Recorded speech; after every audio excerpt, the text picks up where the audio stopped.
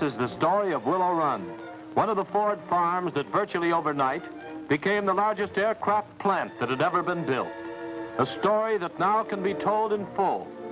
Here, before our security and freedom were challenged by war, boys were learning the trade of being productive and responsible Americans. They were taught to till the land and plow a straight furrow. Guided by farm experts, aided by modern machinery, the boys at the Willow Run farm planted, grew, and harvested the finest produce.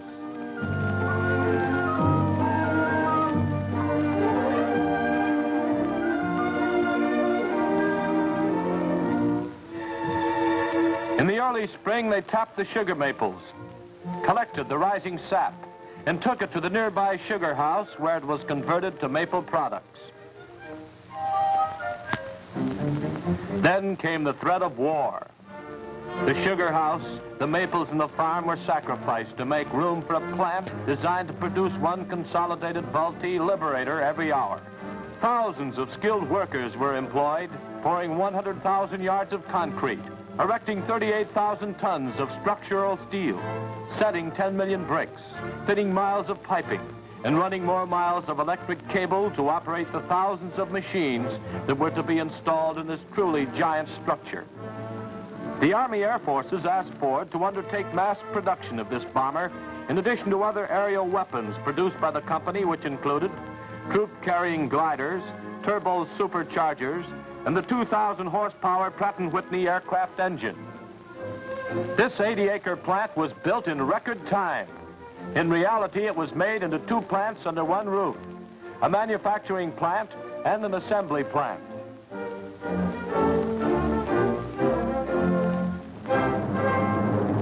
The now famous Willow Run airfield covers 1,434 acres and provides 280 acres of concrete runways and taxi strips, enough to make a two-lane concrete highway 120 miles long.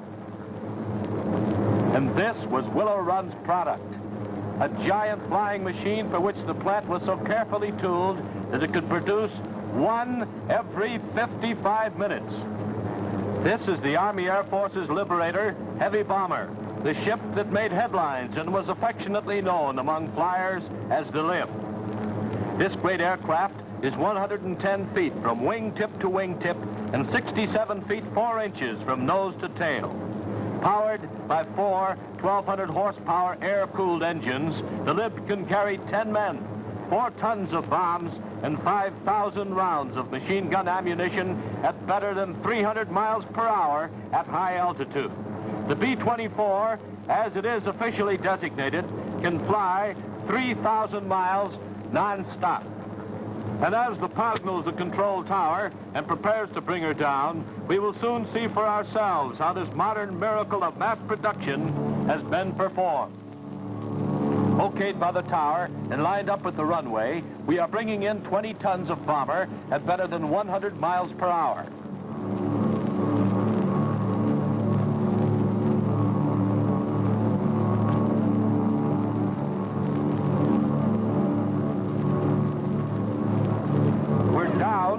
On solid concrete. The pilot again calls the control tower and is assigned a position on the apron.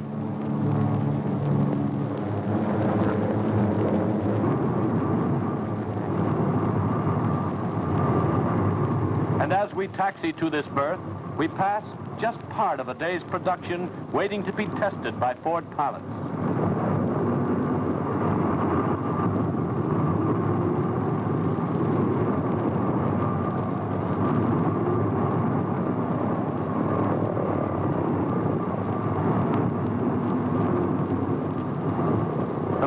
Wave our pilot to his position, and we are grounded at fabulous Willow Run. At the entrance to the administration building, 1 mile away from the landing apron at the other end of the plant, this plaque proves that the Army Air Forces and Ford were ready when war came. Dedicated June 16th, 1941, 6 months before Pearl Harbor. In offices of the Army Air Forces and in that of the Ford Superintendent, a close check was kept on the movement of all bomber assembly lines with this master board. numbered, movable models show the step-by-step progress of the nearly 100 bombers which were always progressing down through the plant assembly lines. People flooded in the gates of Willow Run summer and winter, by day and by night. At one time, 42,000 of them. They made up the ranks of the bomber plant's production force. To teach these workers how, a $500,000 school was built adjoining the plant. More than 50,000 workers were graduated in from 1 to 10 subjects by this school organization. To do this vital job, Ford had to provide hundreds of instructors to teach more than 50 courses. Workers learned about the complicated aircraft hydraulic system and the mysteries of aircraft electronics. Cutaway engines served to illustrate installation and service details. Bomber and hour production made necessary the erection of a detached warehouse covering 11 acres to house and handle raw materials. In this vast space, 785 totally different items were stored. There were enough materials here and in the plant at one time to build 1,000 liberators. Here you would find sheet aluminum, aluminum bars, coiled aluminum wire, and virtually every other known form of this lightweight metal, for 85% of a liberator's 20 tons is aluminum. This was the first step of construction. Aluminum sheets were cut into proper sizes for handling in the plant's presses and forming machines, such as this great battery of presses which stamped out parts for the B-24. Some of these, the same presses Ford uses to make bodies and fenders for automobiles, were loaned to Willow Run. Because of the great variety of parts that go into a bomber, nearly 15,000 dies had to be constantly rotated through these presses to maintain a sufficient stock of parts on hand. Before these aluminum sheets were fed into presses, they had to be sprayed with a lubricant to prevent scratching and to help the metal flow in the dies. In this operation, 3 presses are seen shaping a wing bulkhead. Because of the wing taper, 57 different shaped and sized bulkheads were made for each wing. These presses soon produced enough of this size for many ships, after which the dies had to be changed. So the die changing operation went on continuously. Since these planes were to be flown over salt water, in the tropics, far north, all over the world, individual parts had to be treated to protect them from the elements. Racks like these dip 52,000 shining pieces, plus 4.5 tons of rivets every working day. And speaking of rivets, 400,000 went into every liberator, and these too were produced at Willow Run. This plant produced more than 400 sizes and 13 varieties of rivets, carefully checked by inspectors. In sharp contrast to small rivets are these 250-pound landing wheels shipped in, ready to install. Just a tube of this tire weighs more than the complete tire and tube on the average family car. The wings and fuselage took thousands of feet of stringers, the ribs of the body, and these were shaped on miniature rolling mills such as this. Each roller adds a bend in the stripped aluminum. Then the length is sliced off. After treating, stringers went to punch presses, where as many as 312 holes were punched with one stroke, through which rivets later held the aluminum skin. Practically everything in a bomber had to be curved in one direction or another. The revolving action of the die bends the metal to the needed shape. This peculiar looking operation was typical of many at Willow Run.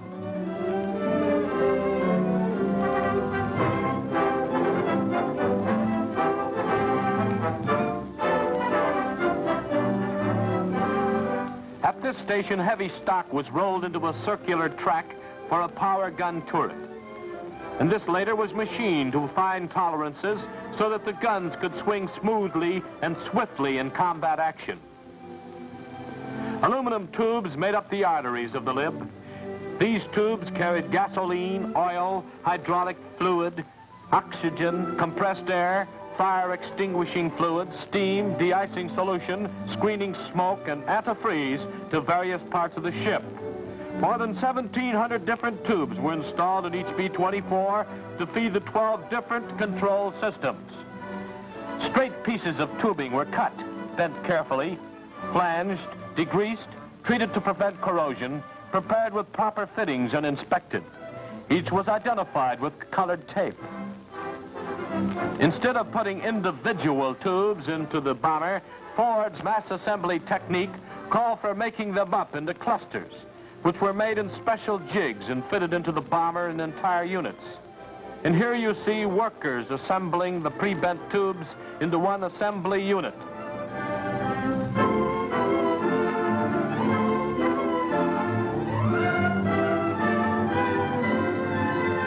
These clusters, assembled with other sections, made up the bomber's complicated plumbing system. Basically, Willow Run's manufacturing system was like that of the Ford automobile plants. This was the key to the secret of building one bomber every hour.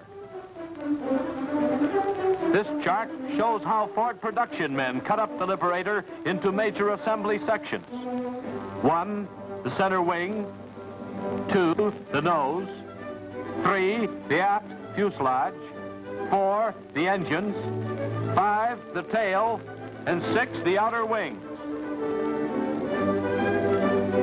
And these were handled very much like automobile assembly lines, where cars are also divided into major components: the frame, the engine, the wheels, and the body, all mated on the final assembly line. Like the automobile, this bomber started with small parts being fastened together, such as by spot welding. There are no sparks in spot welding, the metals being fused by pressure and an electrical charge.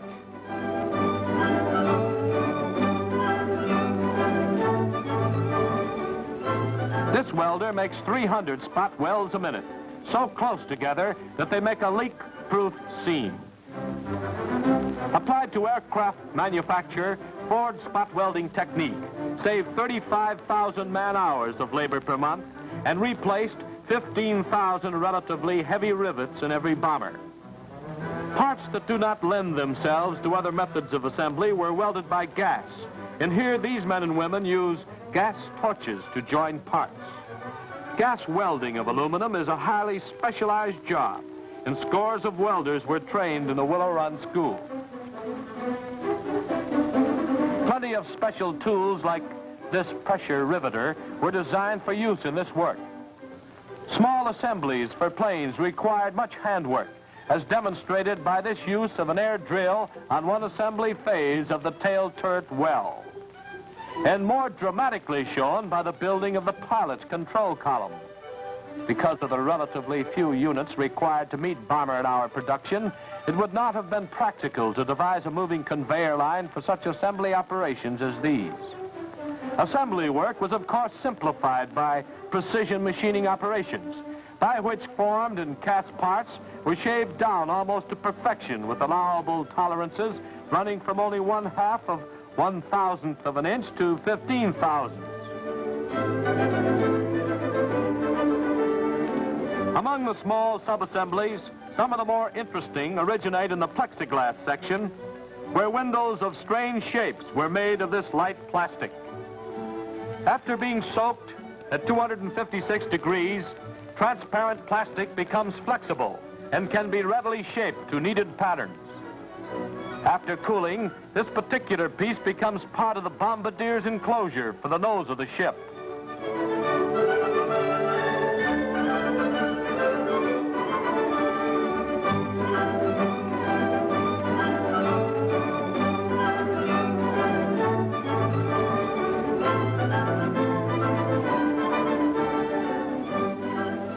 Dipped in this solution, it acquired a protective coating to prevent scratching during handling. This coating was removed later. And here workers are shown fastening aluminum skin to a stringer assembly to make a most important part of the bomber, the center wing section.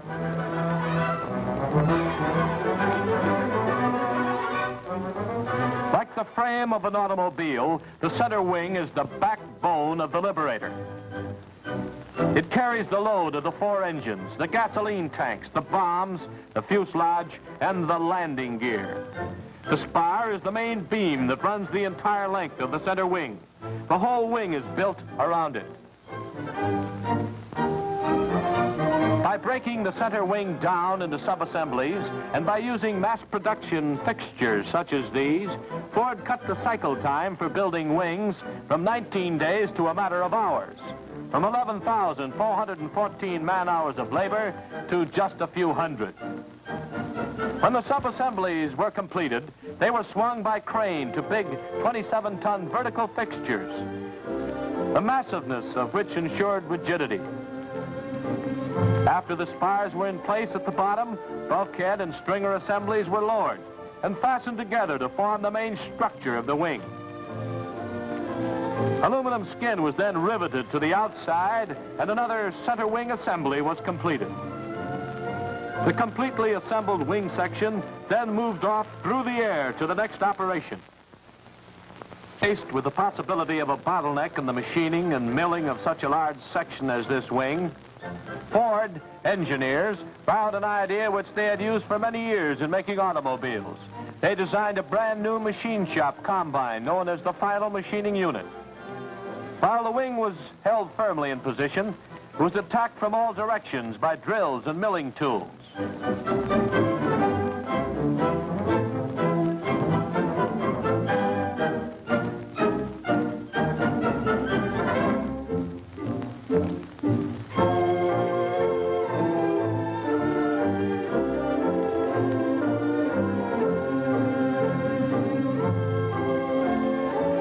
A simple illustration is offered by this multiple drill used to machine Ford V8 engine blocks at the Rouge plant. Note that the drills come in from all angles and drill many holes at one time. So it is with the final machining unit. Many machine operations were performed at the same time and in exactly the same position on every wing. This illustrates why every part of every Ford-built Liberator is exactly like every similar part, and shows why these parts have been interchangeable from ship to ship all over the world. Cranes fed the completely machined wings to twin furnishing lines, each of which was about a city block long. Here, women workers began installation of the incredibly complicated wing wiring system. Also, the tubing clusters you saw being assembled in another part of the plant. And the 4 turbo superchargers, actually turbine pumps, which force air to the 4 engines, increasing horsepower and enabling the ship to fly higher where the atmosphere is thin. These superchargers are exhaust-driven turbines, the rotors of which speed up to an incredible 26,000 revolutions per minute. The landing gear was installed here, hooked up to its controls and tested to be sure it retracted. And so we now see the center wing section, the chassis of the bomber, completely assembled and on its way to the 4 final assembly lines. It is ready for mating to the other main sections of the bomber, which have been assembled in other parts of the vast plant. The nose section was next with its vital flight instruments, cabin for pilots, radio man, flight engineer, navigator, and bombardier. This section is the nerve center of the ship. The nose section started out with this ribbing in which the woman worker is installing a window frame. Aluminum skin then could be riveted to this ribbing to form the outer wall. Side panels for the nose, consisting of more than 500 structural parts, were attached to a conveyor and moved along an assembly line. Each of these women workers had a certain job to do in furnishing this wall with its necessary equipment, including more than 1,000 different parts. This method of assembly saved time and money because this work would take much longer if done in the limited quarters of the bomber after assembly. Here on these assembly lines, the workers could do their job quickly and easily. The pilot's floor, controls, and instrument panel was put together on a 400-foot merry-go-round type of assembly line, which revolved very slowly and which consisted of 30 stations. This obviously very intricate and complicated assembly job consisted of 190 separate installations, each of which had to be a sub-assembly with a maze of detail within itself. Complete with its surrounding framework, the pilot's floor was then lowered into a special mating fixture.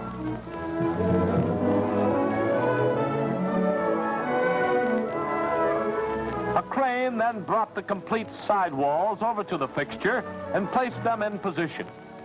This wall was furnished with a great deal of equipment, including an electrical harness consisting of more than a half-mile of cable. This fixture was so built that both side walls could be slid over against the framework that supported them. Then the entire unit was fastened.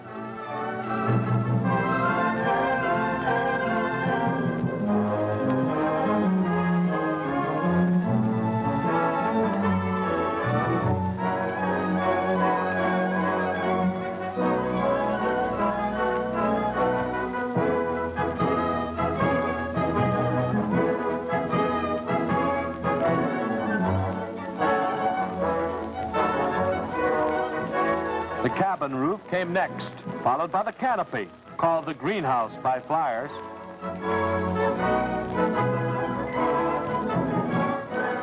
Workers could then finish mating the tubes, wires, and installing other nose furnishings.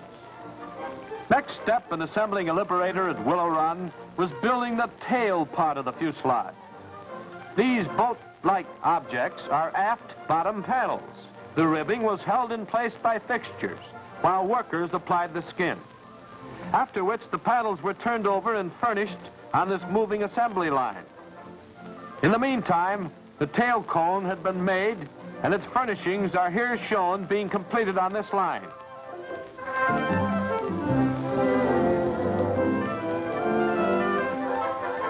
Tail section side panels were joined together to form the top and sides of the aft fuselage, seen here as it is being lowered to meet its bottom panel.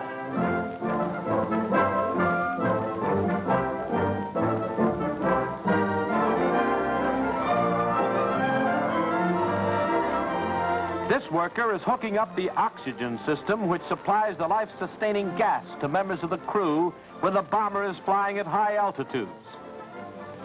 The complete assembly, all of the fuselage after the wing, was then lifted and carried to a 15-station moving assembly line where the remainder of its furnishings were installed. Throughout all these processes, company inspectors, one for every 13 workers, ensured that these bomber components were well made and ready for assembly. Meanwhile, the center wing section had been moved on to one of the 4 assembly lines, which in the end narrowed to 2.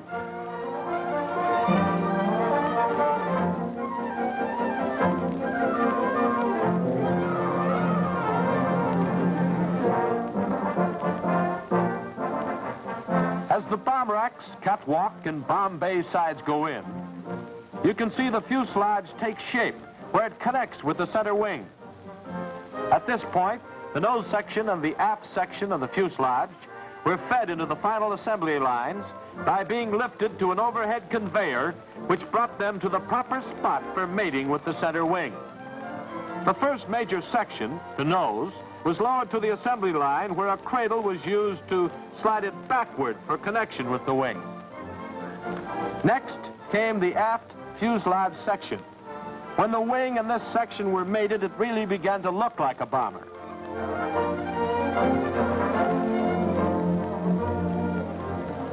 The gun turret in the bomber's nose was quickly installed.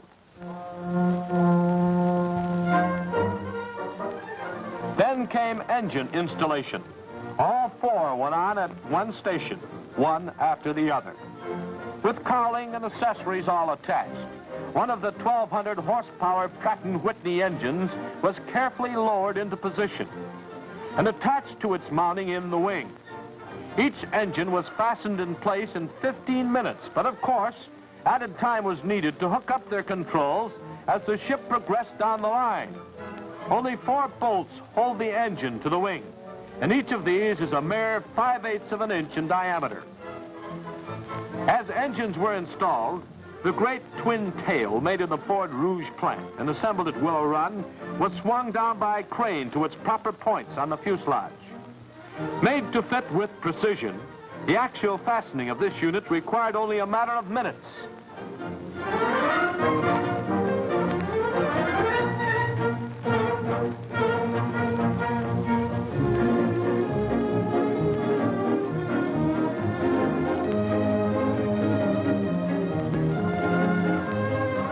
After the tail was attached, all of the controls leading to the elevators and rudders had to be hooked up so the plane could be controlled in the air. Then another business unit of the bomber went into place, the top turret. Notice that the bomber then no longer rode down through the plant on conveyors. It rolled on its own giant wheel.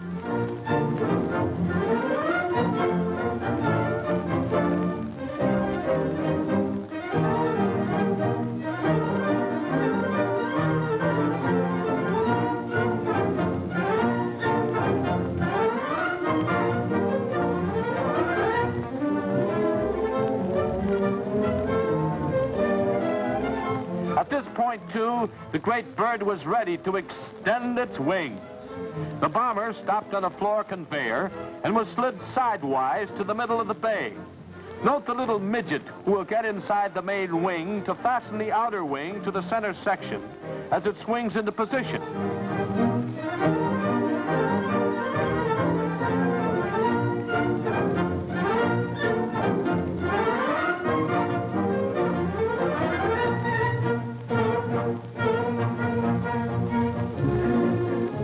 The same action took place on the other side of the ship as well, and with both outer wings in place.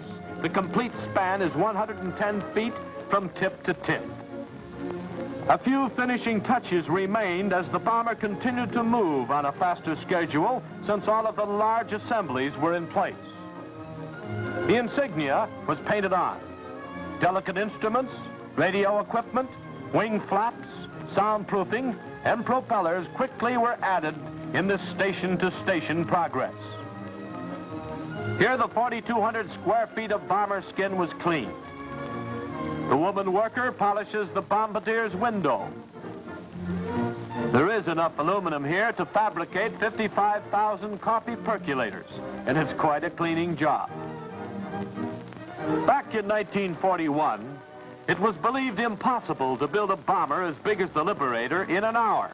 In fact, in several hours. Even the conception of a plant such as this was viewed with considerable skepticism. But the people at Ford have vision as well as skill. They have always planned and worked on a broad scale, have always struck out on pioneering paths, and they're wise in the ways of mass production. Of course, this was something new in assembly, not just another relatively simple automobile with only 15,000 or so parts to be made and assembled. Each of these machines is made up of 1,225,000 parts, and each had to be perfect. And in these lines, you see the evidence of another Ford-made miracle. The Willow Run Bomber Plant has furnished one of the miracle production stories of this war. It produced 8,685 bombers in a steady stream, relentless, unceasing, on time, as methodical as a great river fed by its tributaries. These ships are the product of experience. Changes, some dictated by service conditions, have given to the Army Air Force's bombers that fly farther, faster, and higher, with the result that the final models look far different than their older cousins. After the ship was built, Ford's job was not yet done, because each ship, each of the thousands made at Willow Run, had to be thoroughly tested by both ground and flight crews.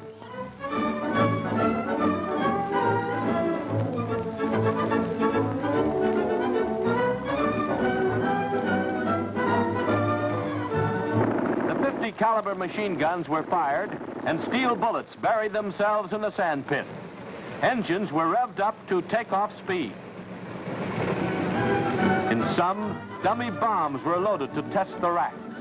But in all the planes, hours and hours were spent in tests and checks by specially trained ground crews before functional tests aloft.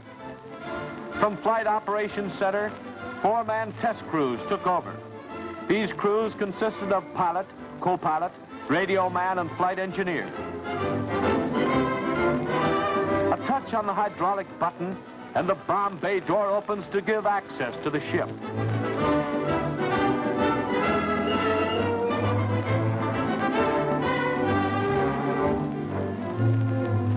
Engines start.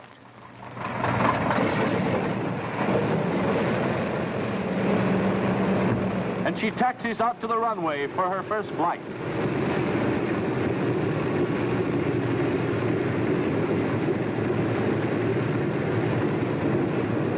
The big ship gathers speed rapidly, racing down the runway for a full power takeoff. We're airborne and the wheels are retracted into their wing well.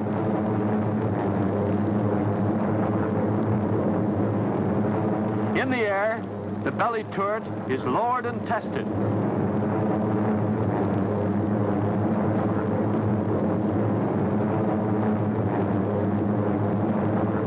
Each of the 4 propellers is fully feathered. When the pilot readjusts the blades, the rush of wind will again start the engine.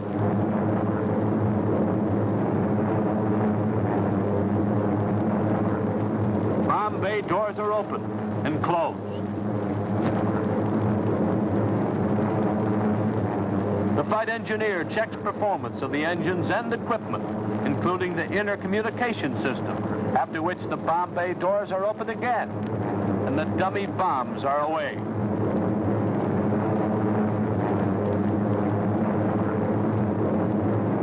Test completed, our ship peels off. This ship is strong, with strength built in by skilled brains and hands, with all the experience that Ford has gained over the years of mass production. For the Army Air Forces, it has strength to fly and fight, and return to fly and fight again and again and again. That is its contribution to winning a peace. So out of the pain and fury of war has arisen the beginning of a means of rapid transport to the farthest places in the world, which in times of peace will help unite mankind that all may share in the abundance of the earth.